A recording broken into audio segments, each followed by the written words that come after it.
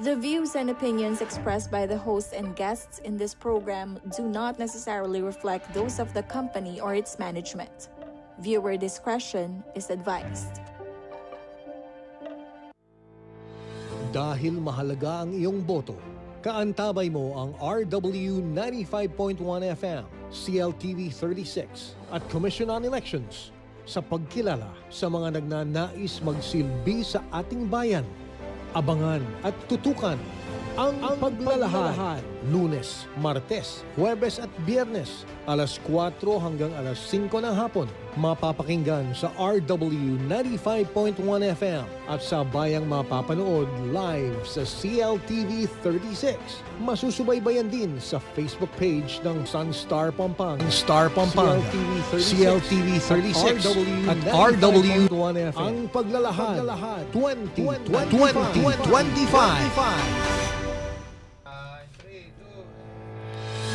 Oras ho sa buong Pilipinas, 2 minuto makalipas ang alas 4 ng hapon. Kabalen, isang maaliwalas na hapon Central Luzon, Pilipinas at buong mundo. Kumusta ho kayong lahat? Araw ho natin ngayon, April 11, 2025. Araw ho ng Biyernes mga kabalen.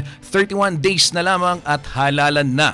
Kaya naman po, narito po ulit ang inyong programa hatid sa inyo ng RW 95.1 FM at kaantabay ho ang Commission on Elections sa paghahatid ng mga impormasyon at alituntuning dapat sundin sa darating pong May 12, 2025. Ako pong inyong lingkod, Justin Dizon ho ng CLTV 36 at ito po ang Paglalahad 2025. Boto mo, kinabukasan mo. Sa bayang mapapanood ho ito ng live sa CLTV 36. Kabalen, nasusubaybayan din sa Facebook pages ng Sunstar Pampanga, CLTV 36 at syempre RW 95.1 FM. Hindi po ako nag-iisa ngayong hapon dahil sasamahan din tayo ng senior producer ng CLTV 36. Wala pong iba, Kuyang Paulo G. Santos. Good afternoon, Kuyang Paulo. Baklabalen, reda pong kaya kami taladuki, Manalbe at makatakiki kayo ng programa ngayon. Dakalmakinabang kayo ni Kuyang Justin. Malaking bagay ito, di ba Kuyang? Mismo. Ilang episode na ba tayong naglalahad? Ito yung ating 20th na, Kuyang Paulo. Isipin mo, na ilang beses na tayong nagladlad dito. Kwento ho nito po mga kandidato. Pero sa pagkakataong ito, Kuya Justin, mahalagang nasusubaybayan natin, nasusundan din ho natin. Ito hong, pagbabantay naman ho ng Commission on Election. Dahil alam mo yung mga viral na balita ngayon, Kuya Justin, yung mga postura ng ilang mga irresponsableng kandidato. Ano Diba? yan? Yung mga Yung remarks mga- nila na sexist, di ba? Yan. Diba? Yung mga nakikinig ho sa amin dyan ho sa Nueva Ecija. Ay, marami kaming followers dyan. Shout out ho dyan ho sa inyong kandidato na hindi ho nagkakamali ng kanilang mga binabanggit. Yung kanilang disiplina, Kuya Justin. Hindi lang, alam mo ba, buwan ng mga broadcaster ngayon? Oo. Diba? Pagbati sa'yo, Kuyang Paulo.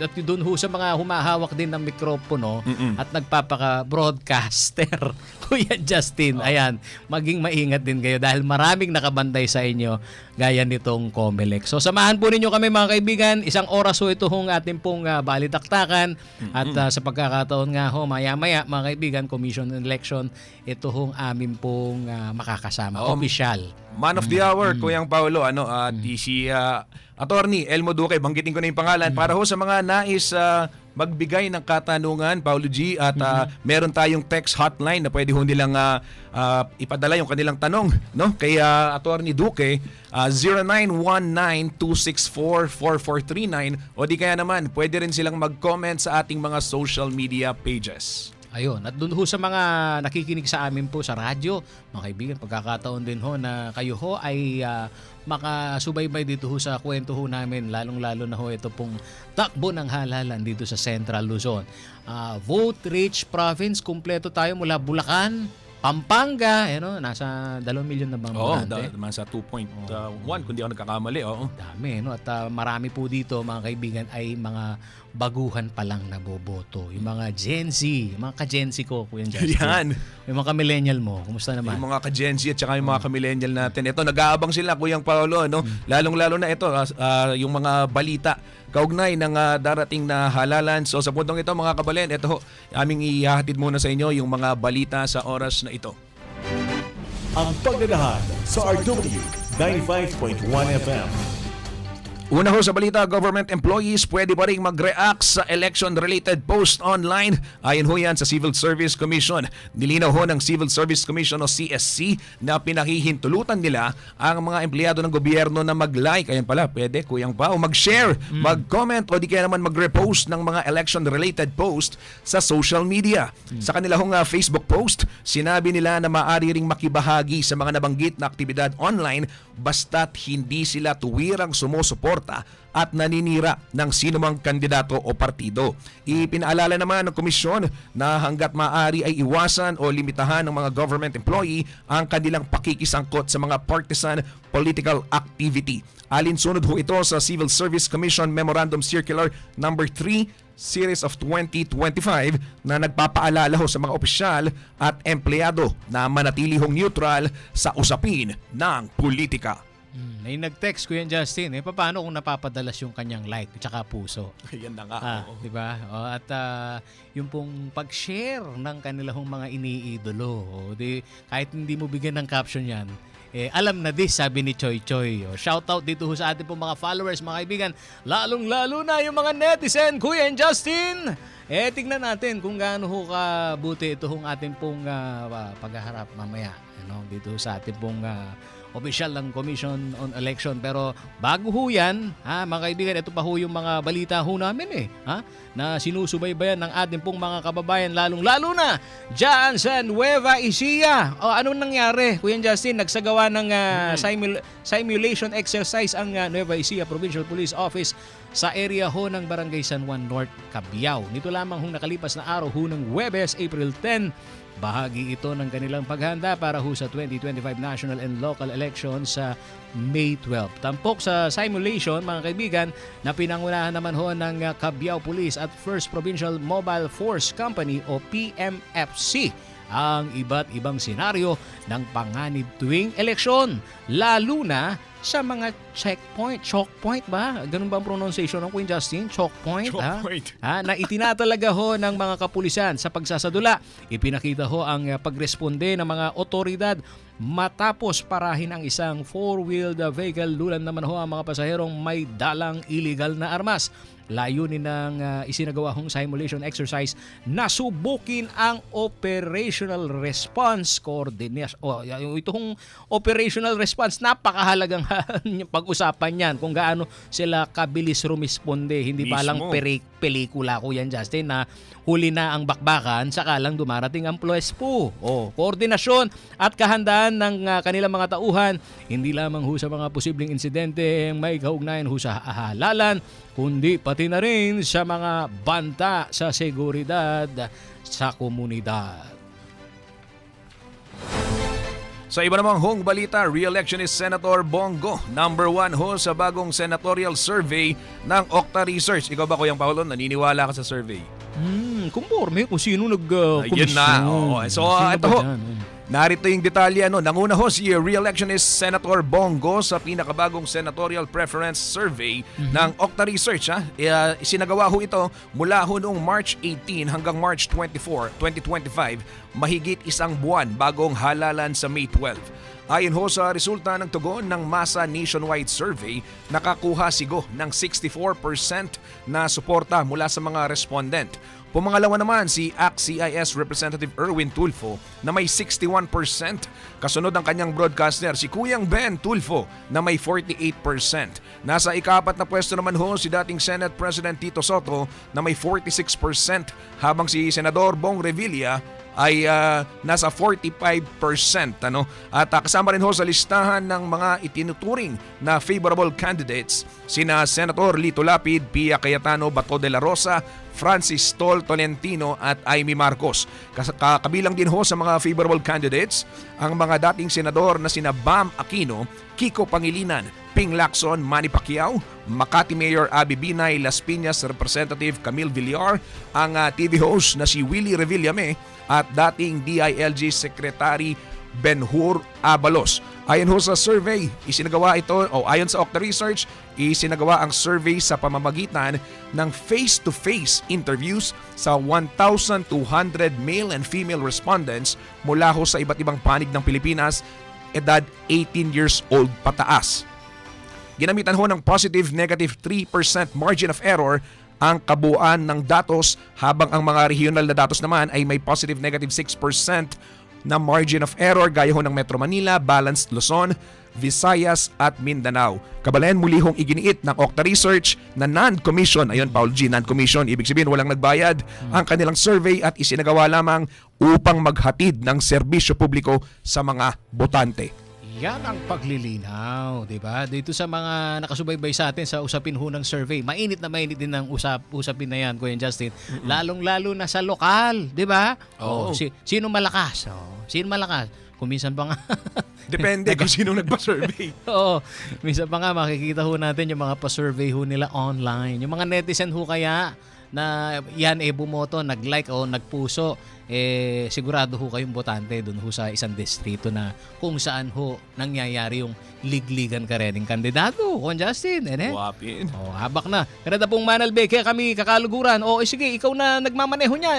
Pa ka, damo na kruguing, kaya kang silinyador. Baka ikaw ayun, mapabilang pa dito sa mga nasasangkot sa road crash, Kuya Justin. Marami yan, Paolo G. Lalo na ngayong uwian season. Ayan, nakikita natin ayan, meron ho kaming bine-verifyhang impormasyon. Kahapon, Kuya Justin, nakita mo yung viral video. Yun ho, meron hong road crash dyan sa area ho ng Kapas, sa local road ho nila. Amin pong tututukan yan. Sa iba pa pong mga maiinit na balita ng may kaugnayan dito ho sa ating pong halalan, mga kaibigan, eto na, sinigurado ho ng Commission on Election o COMELEC ang publiko na hindi basta-basta mahahak, Kuya Justin, itong precinct finder ng ahensya na gagamitin ho sa paparating na 2025 midterm elections. Ayon ho kay COMELEC Chairperson George Erwin Garcia, marami na ang nagtangkang pasukin ng website. Ano nangyari? Umabot na umano sa 35 million hacking attempts ang natanggap po nila simula pa noong nakaraang eleksyon. Na nakipagtulungan, mga kaibigan, itong COMELEC sa Department of Information and Communications Technology o DICT, Department of Science and Technology o DOST at iba pa pong ahensya upang pagtibayin ng seguridad ng kanilang mga website. Ang nasabing precinct finder ay magiging accessible 2 linggo bago ho ang eleksyon at makikita ho rito yung eksaktong polling place at status ng mga registered voters. Kailangan lamang pong i-input ang full name, date of birth, at place of registration. Mahalaga yan, Kuyang. Ayan sa mga boboto ho, pwedeng gamitin yung Precinct Finder para hindi na rin mahirapan. At yan hong mga balita sa oras na ito. Abangan ho mamaya ang iba pang balita sa CLTV 36 News. Mga kabalen, sa atin hong pagbabalik, makakasama natin dito sa ating programang Ang Paglalahad 2025. Boto mo, kinabukasan mo. Wala pong iba. Assistant Regional Director ng Commission on Election Region 3, Attorney Elmo Duque. Huwag ho kayong aalis. Oras ho sa Pilipinas, 4:14 ng hapon. Ang Paglalahad sa RW 95.1 FM. Magandang araw, Central Luzon. Alam niyo ba ang mga dapat dalhin sa voting precinct sa araw ng botohan? Una, hindi na kailangan magdala ng ballpen dahil mayroon lang ipoprovide ang COMELEC. Ikalawa, huwag magdadala ng kahit anong campaign material sa loob ng voting precinct. Ikatlo, maaaring magdala ng kodigo o listahan ng mga iboboto, ngunit siguraduhin ito ay nakasulat sa malinis na papel. Pang-apat, siguraduhin hindi ka nakapagdala ng sample ballot sa loob ng voting area. At panghuli, huwag kakalimutan ang inyong voter's ID o kahit anong valid ID. Ako po si DJ Tyra Mendoza Vitog. Samahan niyo ang pinagsalib na puwersa ng RW 95.1 FM at CLTV 36 sa Ang Paglalahad 2025 upang mas pag-usapan at unawain ang mga mahahalagang issue ng halalan. Dahil boto mo, kinabukasan mo. Ang Paglalahad 2025, Lunes, Martes, Huwebes at Biyernes, alas 4 hanggang alas 5 ng hapon. Live sa RW 95.1 FM at CLTV 36. Sabayang mapapanood sa Signal Channel 115, sa FB pages ng RW 95.1 FM, CLTV 36, Sunstar Pampanga, at sa website at YouTube channel ng CLTV 36.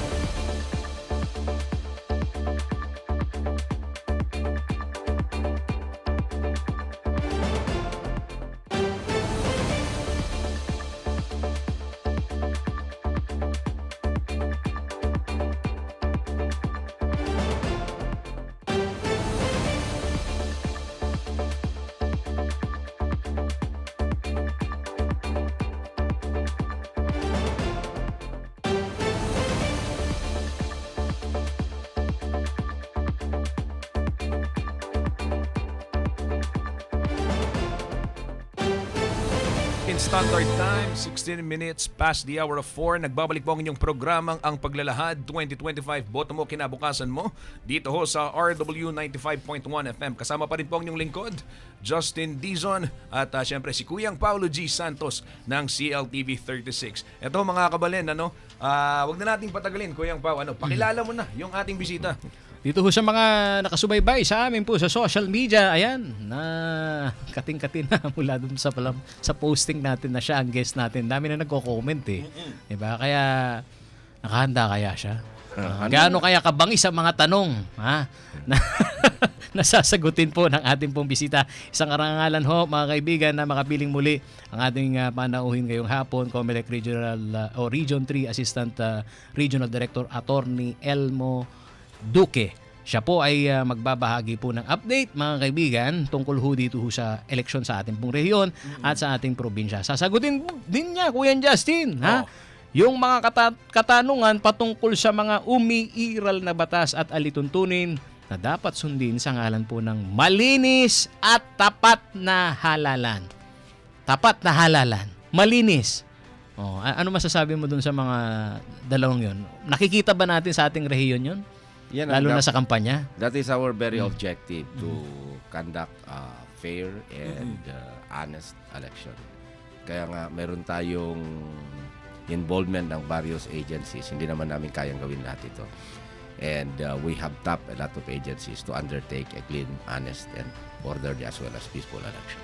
So, attorney, with regards dun sa tanong ni Kuyang Paulo, kumusta ho yung takbo ngayon ng ating kampanya? And ilan na lamang, less than 1 month na lamang ho. Actually, more than 1 month and 2 days na lamang pala, magbobotohan na. Well, so far, dito sa Central Luzon, ang temperatura ng ating kampanyahan, wala pa naman nakakarating sa atin na mainit na balitaktakan ng mga kandidato at saka yung kanilang mga supporters.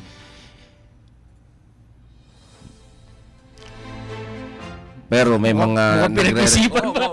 Tsaka lumunok ka pa. May mga natatanggap na kami, may nasisimula na kami natatanggap na mga reklamo ng mga vote buying.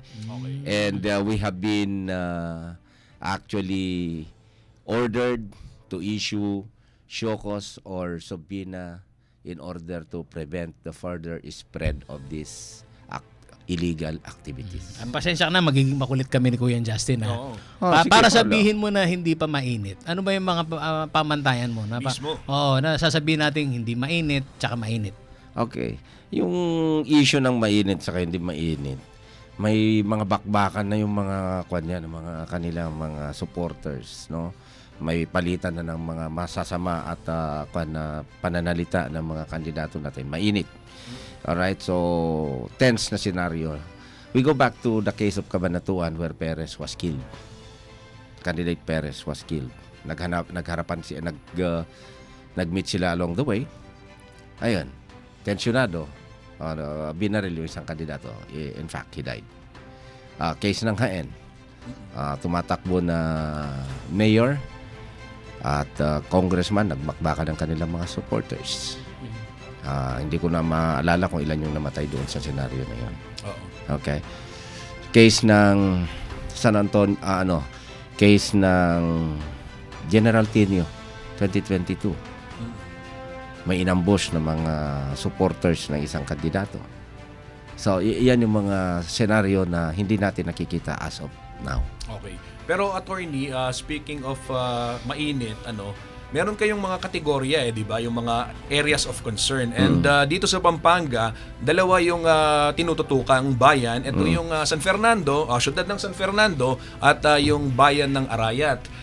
Gaano karami pa yung mga nasa areas of concern, and para sa kaalaman ng publiko, paano mo di-differentiate yung color coding na meron tayo? Well, sa ngayon, we are restricted from giving any further information with respect to the categorization ng ating mga lugar sa Central Luzon dahil wala pa naman kaming natanggap na affirmation ng NBank sa recommendation ng Regional Joint Security Control Center. So dahil wala pa doon, hindi ako official na pwede magbigay na ito yung kategorya ng isang lugar ngayon. Pero by history, yan binanggit mo kanina na Vicia. Ang Nueva Ecija, nagdagdag na tayo ng force, pati sa San Rafael dahil doon sa recent spate ng pagbaril doon sa tatlong mga tao ng isang kandidato. So dinagdagan na ng mga tauhan ng kapulisan. If I understand it right, there are 12 checkpoints that are distributed all across San Rafael in Bulacan. Alam mo Kuya Justin, ito, nasusubaybayan ho natin kayo po mga netizen, dahil napaka-aktibo ngayon ng mga botante sa social media.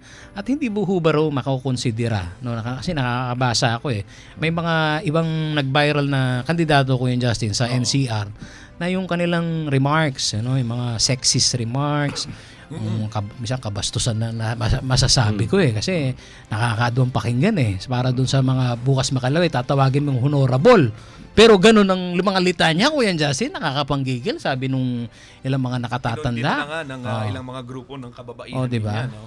Doon ho sa mga nakikita ho nating very bold naman ho si Chairman Garcia kapag kung sabihin ho niya at paalalahanan ng mga kandidato maging maingat sila sa kanilang mga pananalita. Dito naman ho sa sakop ho natin ngayon. Kumusta? Kasi ang pinaka-latest Kuya Justin ang na-monitor ko somewhere in ito hong probinsya na Nueva Ecija din.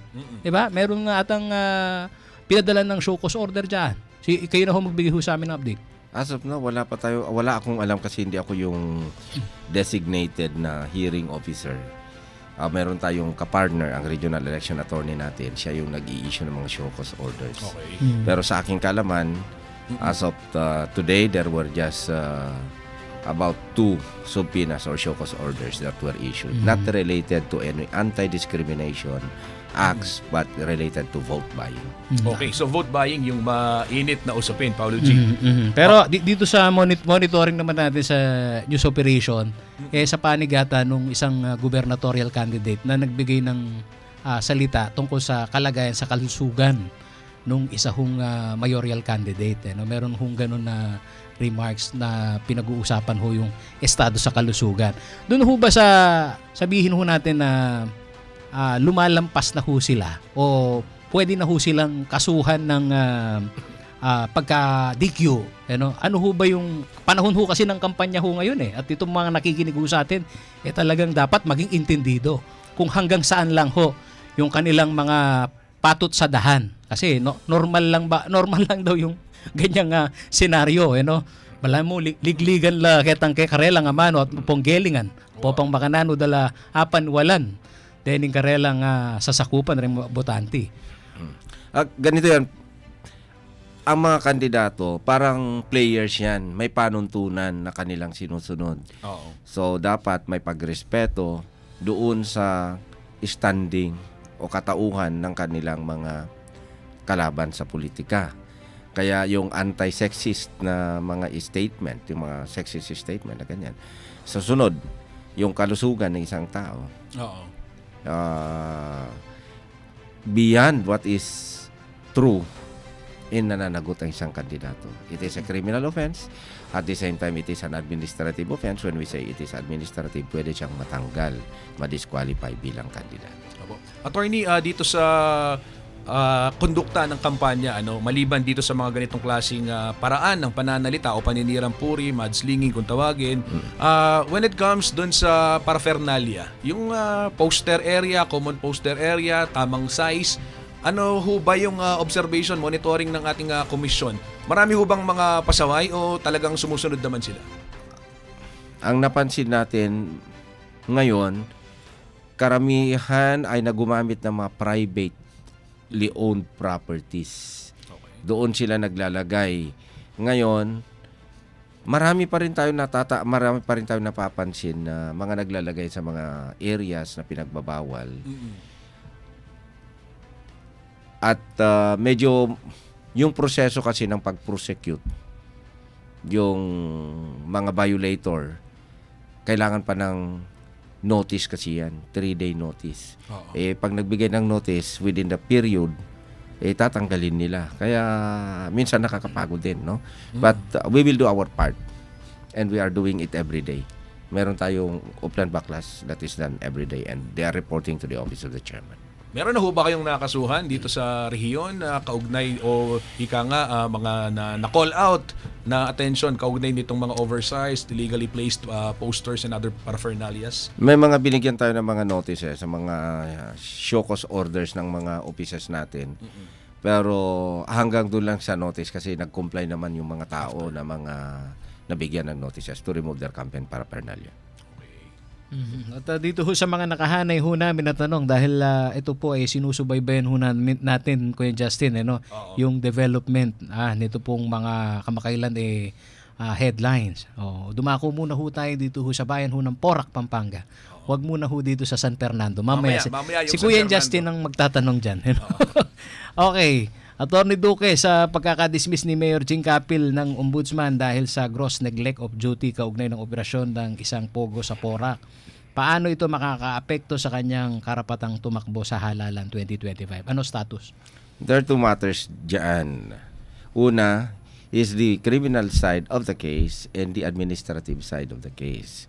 The administrative side of the case is mayroong decision ng Ombudsman that he is perpetually disqualified to hold public office.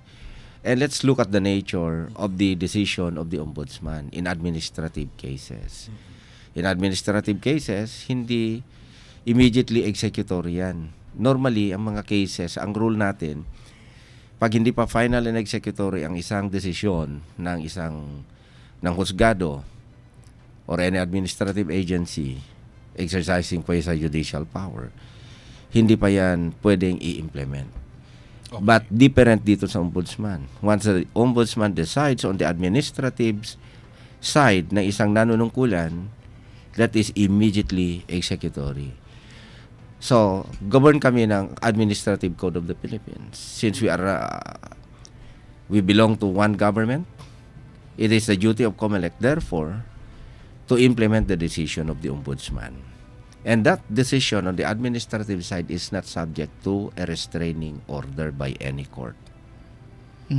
It can only be the decision can only be appealed, or it can be reviewed by virtue of a certiorari or a petition for review, depende na kung anong mangyayari. Opo.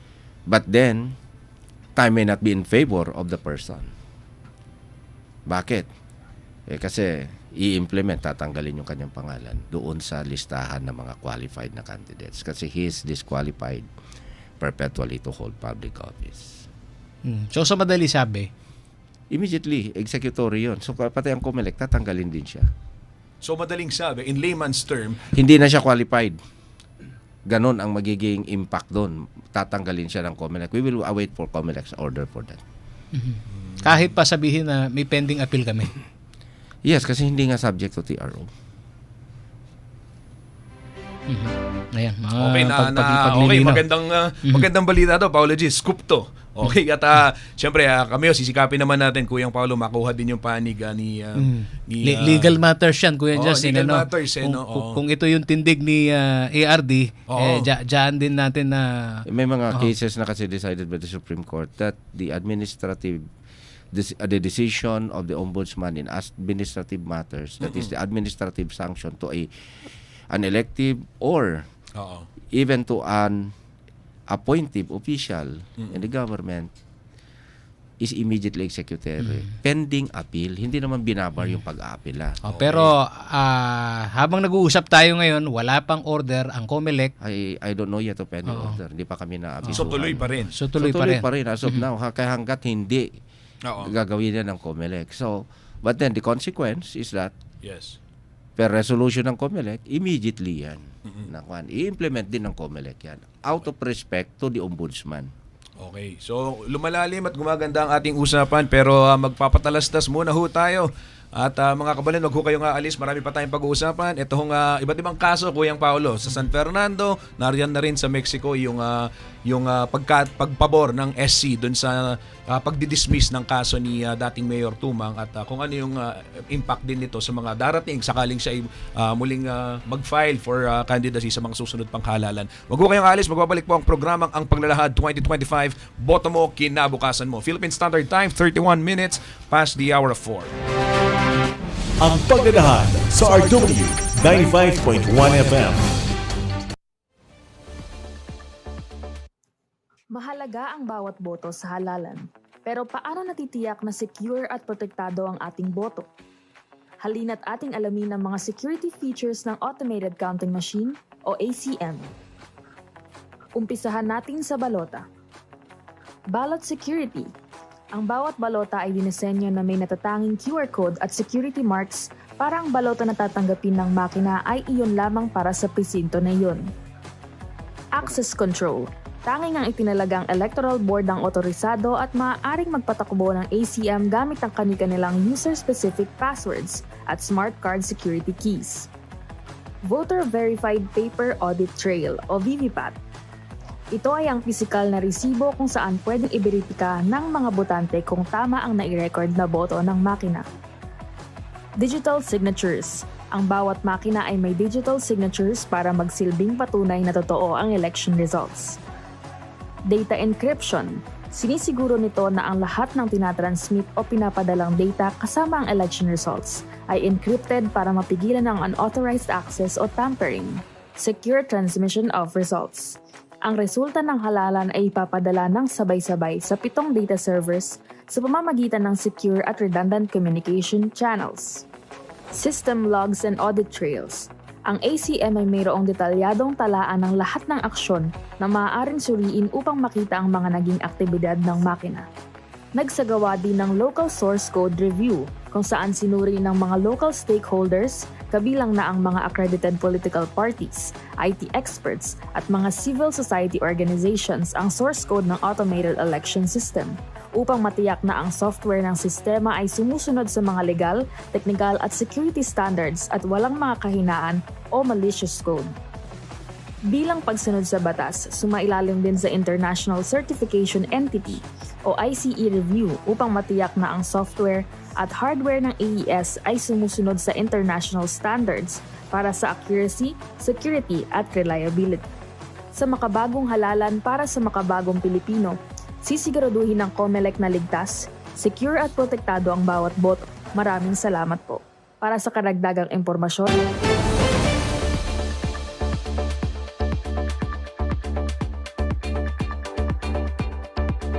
Oras ho sa buong Pilipinas, 4 na minuto makalipas ang alas 4:30 ng hapon. Nagbabalik po ang inyong programang Ang Paglalahad 2025. Boto mo, kinabukasan mo dito sa RW 95.1 FM. Kasama pa rin po si Justin Dizon at Kuyang Paulo G. Santos ng CLTV 36. Kuyang Paulo, may tanong kang nakabinbin? Oo, tumitindi, umuusok po ang aming comment section, lalong-lalo na yung mga nagpapadala ng mensahe ho sa atin. Ayaw namin, Your Honor, na kami pampag ugatan ng misinformation. Kung minsan may mga basher na ganyan eh.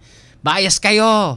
Kung ano-ano tinatanong nyo, dinadala nyo yung mga tanong dito sa makapagliligaw ng impormasyon sa ating mga nakikinig.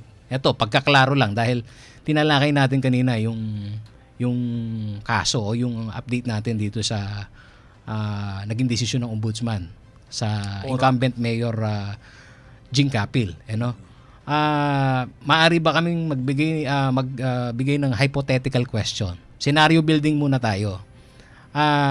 Ang tanong ko kanina ni Kuya Justin, ina-anticipate na ba natin na sure na may decision? Ano ba yung inaantay natin? Resolution ba to ng COMELEC na ino-honor yung ombudsman decision? Yes, the COMELEC can only promulgate its order by virtue of a resolution. So magkakaroon niya ng resolution to implement the order of the ombudsman at ipapadaan yan sa law department. Mm-hmm. Okay, the wording of the law kasi is automatic.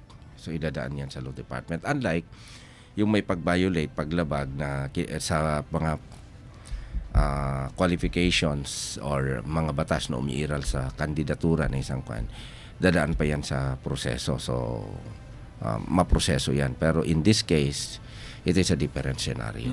Ang tanong ng marami sa mga Porakenyo ngayon, makikita ba nila ang pangalan ni Mayor Capil sa balota sa May 12? Nakaprinta na yan. So hindi ko alam kung kailan darating ang decision ng resolution kung darating yung resolution, I cannot tell on that. But definitely, it is something that is most awaited. And once na i-implement yon, all votes that will be cast will be considered stray. Okay. Dito sa kwentong yan, gusto din natin makuha ng panig. Itong legal na yung legal counsel din naman ni Mayor Jing Capel dahil hangga't po pwedeng umapila ang kanilang tindig diyan aapila sila. Nandun naman Kuyang Paolo doon sa naging pahayag ng alkalde, dating alkalde na sila hahanap ng legal remedy at doon sa mga supporter nila sa PORAC nagsabi naman na tuloy ang laban at sila mismo, yun yung sinasabi nila. So let's wait and see, Kuyang Paolo. Eto naman, punta muna ako sa bayan ng Mexico at may balita tayo ngayon sa CLTV, pinaboran ho ng Korte Suprema yung dismissal ng kaso kay dating Mayor Teddy Tumang. At with this development, ibabalik ho ba siya sa pwesto or yung mga rights din niya to be voted and to vote, mababalik din? Paano ho yung mangyayari nito? Precisely kasi natanggal siya sa pwesto by virtue of a case, di ba? Ngayon, in-affirm ng Supreme Court na inosente siya sa mga kaso. But we have not seen the resolution or the decision of the Supreme Court. But it goes as a consequence, natural consequence, na babalik siya sa dati niyang standing. Okay. Pero dahil hindi naman siya kandidato ngayon, paglilinaw lang, yung pong doon sa kanyang dati niyang standing, of which he was the former mayor. He is the mayor, di ba? So pwede pa siyang ibalik? Oo, kasi pwede pa siyang, kahit bago maghalalan. Oo, kasi yun yung panawagan niya, Kuyang Paolo. He was elected until June 30. Ayun yung kanya, yun yung social contract nung pinili siya ng tao na mayor ng Mexico hanggang June 30 pagta-turn over ng poder sa bagong makahalal na kandidato. Okay. At shoutout dito rin sa DILG. Alam mo, naitanong ko din yan, Kuya Justin kay Director Nuida kung meron na silang natatanggap. Kasi pagka yan ibinalik sa pwesto, ang DILG, hindi ako nagkakamali, meron ding partisipasyon dyan. Pero noong tinext natin siya kahapon, Kuya Justin, wala pa raw instruction sa amin from central office. And we did not receive any documents related to the latest Supreme Court ruling. Ayon ho yan sa DILG naman ho sa regional office ng dito ho sa Central Luzon. Ayan, maraming salamat Kuyang Paolo dyan sa update. Puntahan natin yung isa dun sa mga pinakaabangan. Ito hong nakaraang, kailan ba to? Itong week lang na to, pumutok ho yung balita na kayo natunghayan at naibalita ni Kuyang Jody nandun mismo sa RTC. Si Atty. Duque may dalang papel at doon sa balita lumalabas ho kinasuhan po ng vote buying itong kasalukuyang alkalde ng siyudad San Fernando, Pampanga, Mayor Vilma Balia Caluwag, ang kanyahong mister na si Ginoong Melchor Caluwag, na dating tumatakbong kapitan at dating kapitan din ng Barangay Dolores at isang nagangalang Julmar Mercado. So attorney, ang tanong ng marami, bakit ngayon kung 2023? Okay, liwanagin ko lang yung punto na yun. Una, there is a difference between a complaint and information. Okay. Ang complaint, yan yung reklamo ng isang private individual o isang opisyal ng gobyerno na nag-i-implement ng batas, like a policeman, like us. Pwede kaming magawa ng reklamo laban sa isang individual. Yes. Yun ang nangyari was a complaint. So, iproproseso pa yun. Reklamo yun. So, titingnan natin kung may probable cause nga ba, may sufficient ba na evidence para mananagot ang mga nirereklamo. So, yun yung preliminary investigation stage. Okay. So, yung preliminary investigation stage namin, kagaya nung ginagawa ng mga piskal, bago magkaroon ng asunto o kaso sa korte, tinitingnan muna sa first level ng piskal kung totoo nga ba, pwede nga ba na magkaroon ng kaso, kriminal. Okay, sa amin, meron kaming departamento in charge for the determination of probable cause, and that is the law department. So, nung pinal yung kaso, napunta muna sa law department, pinabasa sa amin. May flow of time na naman yun, waste of time na naman yun. And then, niresolve sa amin, hindi ako ang hearing officer. Pagkatapos, itinaas Pagdating sa taas, may mga proseso na naman na ginawa sila. Yes. Okay? So, yung partido, nag-avail lahat ng remedy na available sa kanya. Ginawa niya yan. And so, may MR pa. And then, tinignan pa rin ng mga 6 na abogado ng COMELEC and bank, who are the commissioners and the chairman.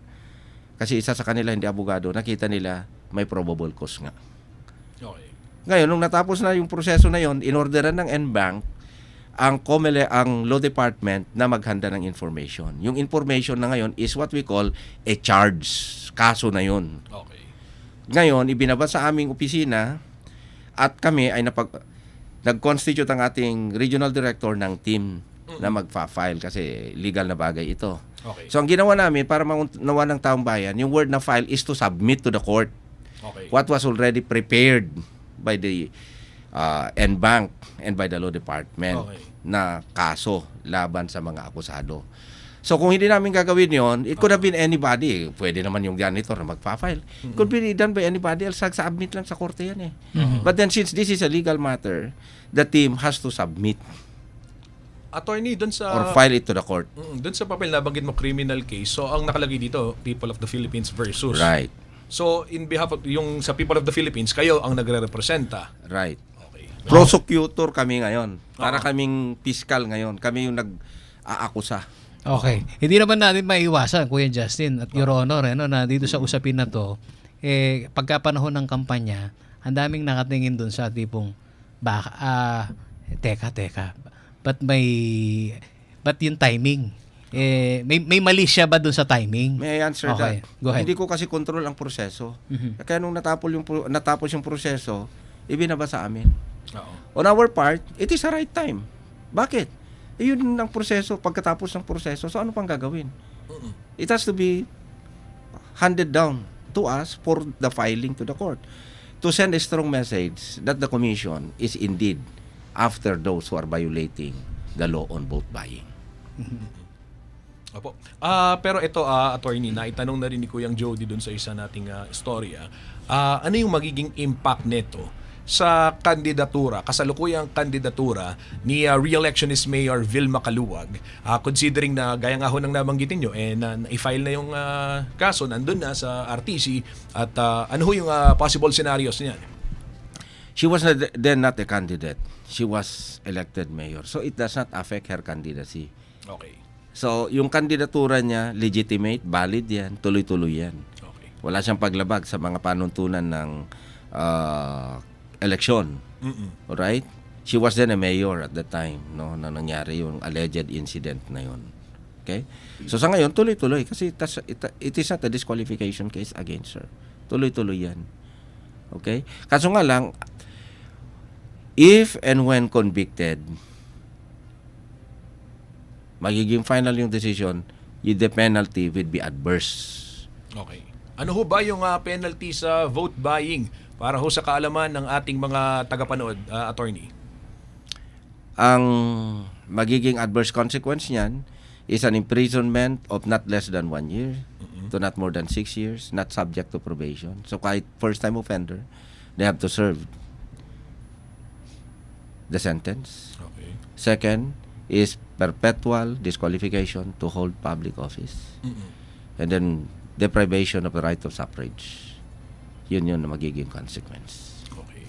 Alam mo, Kuya Justin, kapag pinag-uusapan natin yung vote buying, ayan, shout out sa mga hindi nagvo-vote buying. Taas ang kamay ng mga hindi nagvo-vote buying! Galang. Okay, yan, oo. Taas ang kamay ng mga nagvo-vote buying! Nakikita mo ba mga kamay nila, Kuya Justin? Ito nga, tinitingnan ko yung nasa comment section na so far, wala pa namang nagtataas. Wala pa nagtataas ng kamay. Pero ito, real talk tayo. Dito sa usapin ng vote buying, wala bang vote buying? Kayong, namomonitor at paano mahuhuli yung nagbo-vote buying? Ganito yan. Una, there are two guilty parties. The receiver and the giver. The buyer and the seller. Lahat yan, may liability sa batas. Ang problema natin dito sa mga tumanggap na ang talagang hinahangad nila yung makatanggap, walang ebidensya. Walang magte-testify. Doon naman sa mga pinagsabihan na pupunta ka doon, tatanggap ka para mag-video ka, doon lang nagkakaroon ng case na talaga nagpuro-prosper until the time that the court will dispose of the case. Yun lang. So, talagang kung sa mga... Kaya walang nahuhuli masyado sa mga bagay na ito. Kasi yung mga nakatanggap, hindi yan magre-reklamo kasi they are equally guilty. Attorney, sa takbo ng election ngayon, and doon sa mga nakaraan, sino ho sa mga prominent figures o sabihin na nating incumbent officials o meron na ba na nasampahan ng ganitong klaseng kaso? O ito pa'y first dito sa Pampanga o di kaya naman sa ating rehiyon? Meron tayong case, that is the case of Soto, that's the case of Belmonte in Quezon City. Kasi meron doon sa meeting de avance, it is a decided case by the Supreme Court, and nandun si Rebilla on the second stage ng phase ng activity. Ayun, so nagbibigay ng mga pera and etc. So nakasuhan. Okay, ng vote buying. Marami sila. Ngayon, the Supreme Court, the COMELEC, since it has the expertise to determine who violates the law, so its factual finding is less disturbed by the court. Ang nangyari dyan, the Supreme Court said, yung mga nagreklamo, yung reklamo kulang ng ebidensya to sustain a conviction of vote buying. So far, yun pa lang ang landmark case natin as against vote buying. Okay, bukod sa San Fernando, meron ba kayong namomonitor? Kasi meron din nagpadala sa amin ng police report dito, somewhere in 4th District ng Pampanga. Pwede ho bang pakitukoy nyo na ho sa amin? Kung... sa Santo Tomas, meron Santo Tomas tayong natanggap kahapon. And so, a subpoena has been issued, a show cause order has been issued to respondents. Official ho, incumbent o nasa poder ho ng kumakandidato? Hindi ko masyadong pero may, kung hindi ako nagkakamali, it's a barangay official linked to a given candidate. Ginamit siya. Okay. At baka meron na naman magagaling sa ibang lugar. Kasi parating na sila. Ayan, Paolo G, ang dami nating scoop pero umiinit ang usapan. Pansamantala muna hong magbe-break ang ating programa. Manatili ho kayong nakatutok dito sa Ang Paglalahad 2025. Boto mo, kinabukasan mo. Philippine Standard Time, 49 minutes past the hour of 4. Ang Paglalahad sa RW 95.1 FM. Handa ka na bang bumoto sa 2025 national and local elections at BARM parliamentary elections? Sa May 12, 2025, boboto tayo para sa senador at party list at para sa mga lokal na opisyal. Ang mga kababayang botante natin sa Bangsamoro Autonomous Region of Muslim Mindanao o BARM ay boboto rin sa kauna-unahang BARM parliamentary elections. Ang regular na oras ng botohan ay mula alas 7 ng umaga hanggang alas 7 ng gabi. Para sa mga persons with disability, senior citizens, kasama ang kanilang assistors kung ang mga ito ay rehistradong botante din ng kaparehong polling place at gayon din ng mga buntis, maaari silang bumoto ng mas maaga. Sa pamamagitan ng early voting hours, pwede na silang bumoto simula alas 5 ng umaga. Para sa inyong gabay, ito ang 8 hakbang sa pagboto. Una, lumapit sa Electoral Board at sabihin ang inyong pangalan, precinct number at sequence number. Ikalawa, titingnan ng Electoral Board kung ang inyong pangalan ay nasa Election Day Computerized Voters List o EDCVL at titingnan din kung may marka ng indelible ink ang inyong kuko. Ikatlo, kung walang marka ng indelible ink, i-verify ng Electoral Board ang inyong pagkakakilanlan at papipirmahin ka sa EDCVL. Ika-4, ipapakita sa iyo ng EB chairperson na maayos at malinis ang balota. Ilalagay niya ito sa ballot secrecy folder at ibibigay sa iyo kasama ang marking pen. Para sa mga botante sa BARM, 2 balota ang ibibigay. Isang balota para sa national at local elections at isa para sa BARM parliamentary elections. Ika-5, pumunta sa voting area at bumoto sa pamamagitan ng pag-fully shade ng oval bago ang pangalan ng kandidato na nais mong iboto. Tandaan, huwag mag-overvote. Ika-6, matapos mag-shade ay ipasok ang balota sa Automated Counting Machine o ACM. Hintayin na lumabas ang resibo at tingnan sa screen ang ballot image ng iyong balota. Ikapito, suriin ang inyong resibo at ihulog sa nakatakdang lagayan. Ibalik ang folder at marking pen. At ang huli, magpalagay ng indelible ink sa kuko ng kanang hintuturo. Lumabas na ng polling place pagkatapos bumoto. O diba, madali lang. Kaya bumoto na sa makabagong halalan para sa makabagong Pilipino. Isang paalala mula sa Commission on Elections. Para sa karagdagang impormasyon, bisitahin ang mga official social media accounts ng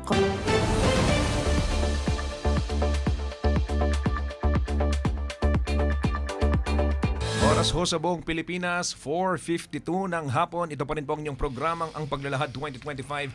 Boto mo, kinabukasan mo sa RW 95.1 FM. Ako po ang inyong lingkod, Justin Dizon. Siyempre, kasama ho natin dito sa studio, Kuyang Paulo G. Santos ng CLTV 36 at ang ating panauhin ngayong hapon, COMELEC Assistant Regional Election Director, Attorney Elmo Duque. Kuyang Pao, may tanong ka. Oo, sa lahat nitong ating mga netizen na nagpapadala ng kanilang puso at saka like dito sa ating live streaming, nakakatanggap kasi sila ng real talk eh. Oo. At kung mapagmamasdan mo yung doon ho sa nakikinig lang at hindi ho nakikita yung pagmumuka nito pong ating pong panauhin ngayon, Talagang sa kada bitaw ho ng kanyang salita, ninanamnam ho naming mabuti mga kaibigan. Ayaw din naming magkamali dito sa pangunawa dito ho sa mga ilang issue sa ating pong halalan. At Kuya Justin, dumako na tayo dito sa paghahanda ng COMELEC dito ho sa nalalapit na araw ho ng halalan. Sa usapin nitong mga magtatrabaho pala natin sa halalan na to, gaano karami yung mga magsisilbi dito sa halalan na to sa usapin ho ng koordinasyon din natin sa DepEd, lalong-lalo na yung mga guro? All across the Central Luzon, we estimate about 33,000 to 35,000 to be deployed for purposes of the poll workers deployment. Doon ho sa numerong yun, lalong-lalo na ho, meron ho tayong mga coastal barangay. Dito lang sa Pampanga, Kuya Justin, dyan sa area ng 4th District. Isa hong malaking challenge yan. Paano ho ninyo hinaharap yung mga ganitong mga senaryo? Well, nakahanda na lahat yung mga pangangailangan sa mga malalayong lugar, mahihirap na terrain, watery terrain, nakahanda tayo lahat. So lahat ng mga kaukulan na bangka na gagamitin, nakahanda na rin. Everything has been prepared long before that. And then we have contingency watercraft, landcraft, and aircraft in order to answer for any contingent situations. Yung mga gagamiting makina, Kuyang Paulo, lalo na alam natin bago ACM, nasan ho yung mga makina? Ito ba'y na-i-deliver na sa kada presinto, di kaya naman mga munisipalidad dito ho sa ating rehiyon? Late next week, nandito na lahat sa ating territory ang mga automated counting machines natin. Pati na po yung mga kakailanganin natin ng mga contingent counting machines natin, nandito na po yan. Ang mga official ballots natin, darating yan sa first week of May. So, we will be doing our final testing and sealing beginning May 2 to 7. At yan ho'y bukas sa publiko. Yes, it is open to the public. Yan ho, mga kabalen, iniimbitahan kayo at syempre tayo ibabalita natin yan para makita rin na gaano yung paghahanda talaga at gaano ka-transparent itong mga gagamitin din at paraphernalias for our election. Sa totoo lang, yung monitoring namin ho dito sa news operation, pati ho dun sa warehouse, logistics, mga kaibigan, pati ho yung kumpanyang kinumisyon ho ng COMELEC na magpapadala ho dito sa mga election paraphernalia. Talagang binubusisi ho namin yan. Kasama ho kami ng COMELEC. Pero dito sa pag-distribute ho ng mga election paraphernalia, magagamitin ho natin sa halalan. Ano ho yung big challenge ho natin so far? Well, the big challenge yung mga malalayong lugar at saka yung mga mga watery areas ng Pampanga. Pero sanay naman na tayo. Nagawa na natin. This will be our 6th election using the automated counting machines natin or automated election system natin. We have done it so well. Barring any typhoon or any earthquake, we will do it successfully. Nung nakalipas na pandemya, Kuya Justin, isyung malaki yung yung transmission Di ba yung mga mahina signal dahil kulang yung mga natin dito, yung mga tore ng mga cell site, so far ngayon, nag-testing na ba kayo sa mga pinakamalayo? Sa mga areas na mahina ang cell signal or mobile signal, gagamit tayo ng Starlink as a means of transmitting the result of the election, both at the precinct level and at the canvassing site levels natin. Apo. With this technology at yung bagong makina, gaano ho katagal yung inaasahan or gaano yung yung ilang oras bago magkaroon ng proclamation? Ito ba abutin ng gabi lamang o di kaya kinabukasan pa? Barring any trouble sa mga mga USB natin na kung saan nagpapagana nung ACMs natin. The election proclamations of winning candidates would be done within the night of May 12. Asahan natin yan. Okay. Your Honor, ito, bago ko itanong to Kuya Justin, paano pala yung regulasyon nyo dito sa pag-hire ng mga, anong tawag doon? Yung mga nagbabantay ng mga kandidato? Poll watcher. Yes. Kasi, ito, may mga discarding bulate, Kuya Justin, makilabas ko karatang magmerienda. Discarding bulate, paramihan ng watcher. So, pag in-employ mo yung mga yun, sure na yun, magboboto na. Meron ba kayong regulasyon kung ilan lang yung watcher nila? 2, not more than 2 to serve alternately. In excess of that is a badge of vote buying. Okay. So, yung pagpurok leader, mga ganong termino, at tumatanggap as employed siya. Nare, candidate A, meron siyang purok leader. Ang gagawin niya lang, ginagabayan niya yung mga magboboto at tumatanggap siya ng sweldo sa trabahong ginampan niya. Ito ba yung vote buying? Well, legally speaking, a purok leader is not a poll watcher. Okay. Sa batas, purok leader, hindi naman poll watcher. Nire-rehistro ba sa inyo yan? Yung mga purok leader. Poll watcher. Poll watcher. Pero yung mga leader. Wala, hindi natin. Hindi na. Makaparamihan ng purok leader. Oo. So, Yun sa lang. poll watcher, alam naman nila yan. Dalawa lang, alternate yan ang sinasubmit nila. Minsan, isa nga lang ang sinasubmit. Pero, with respect to other manpower, hindi nila yan isasubmit. Kasi, matatamaan sila sa overspending. Susubaybayan pa namin yung mga ilang pong mga issue sa kondukta ng halalan, lalong-lalo na yung mga pumuposisyon sa labas ng presinto. Justin, itatanong natin yan sa susunod na episode ho natin. Pero ito pang huli, ano pong paalala ho ninyo sa mga kandidato habang papalapit ng araw ng halalan? Well, kagaya po ng mga kaganapan natin sa mga nakaraan dito sa Quezon City, saka sa may area ng Silang, we have to respect our fellow candidates, yung mga kasamang kandidato, and even the different sectors of the tinatawag natin ng lipunan. Lalo na po na wag naman po nating isturbuhin yung mga tao ng late in the night and very early in the morning, kasi may karapatan din sila ng kapahingahan. Okay, nagsalita na po ang ating butihing chairman. It's a part of respecting our constituency. Ayun, maraming salamat Attorney Elmo Duque at dito ho sa mga followers ho natin na isinishare pa ito pong ating pong pagbabalita. Napakahalaga nitong nabuksan nating usapin Kuyang Justin at siya nawa dito ho sa mga tumatangkilik sa ating pong programa, malinaw dito ho sa mismong mga otoridad. Kayo po maniwala, hindi dun ho sa mga nagdudunong-dunungan. Dami na kasi mga influencer ngayon Kuya Justin At kung makapag-bash, wagas. Sus Mariosep. Sana po ay nakatulong po ito sa pagbibigay ho ng linaw at gabay sa inyong desisyon para ho sa nalalapit na halalan. Piliin po natin yung nararapat at kilalanin ng husto, mga kaibigan, ng mga kandidato at bumoto ng wasto sa darating ho na Mayo. Ito po ang inyong lingkod, Paolo G. Santos ng CLTV 36. At ako naman po si Justin Dizon ng CLTV 36. Maraming salamat po sa inyong pakikinig at pagsuporta.